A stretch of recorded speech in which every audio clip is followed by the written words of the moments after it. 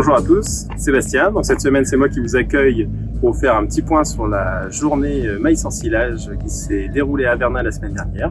Donc vous nous avez comparé les différentes techniques d'implantation du maïs couplées à des essais variétés.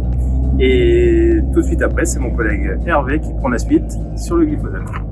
Sur cette plateforme, conduite en partenariat avec Avenir Conseil Élevage, nous avons étudié le comportement des différentes variétés de maïs en silage dans différentes techniques d'implantation, en passant par le strip-till, comparé au labour, ainsi qu'au TCS. En arrière-plan, à gauche, nous distinguons la parcelle conduite en labour et à droite, celle conduite en TCS. Le labour totalise une consommation de carburant d'environ 56 litres à l'hectare, du labour à la préparation de printemps, pour un coût total de 142 € de l'hectare de charge de mécanisation plus gasoil. En revanche, à droite, la partie TCS contractualise 76 litres de gasoil à l'hectare pour un coût total d'environ 143 € de l'hectare. Sur l'arrière-plan, vous observez la partie conduite en strip-till sur la gauche et la partie conduite en labour sur la droite. Donc au niveau du strip-till, nous totalisons une consommation de carburant de 12 litres à l'hectare pour un coût total d'à peu près 40 € de l'hectare. Le strip-till, il va initier la fissuration, il va vous faire un genre de cône avec une structure plutôt favorable.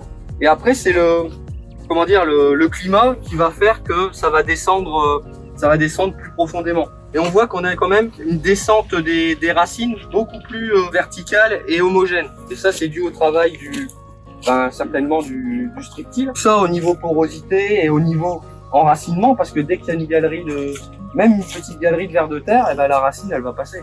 Ce qui est important dans ce sol-là, c'est que voilà, ça va affiner sur le rang et ça va surtout initier après le travail de fissuration qui peut descendre jusque très profondément. Et c'est ça qui est intéressant. On voit que l'outil travaille pas forcément à plat, et ça nous, on aime bien quand ça travaille pas forcément à plat, parce que tous les outils qui travaillent à plat, on a toujours des probabilités de glissage.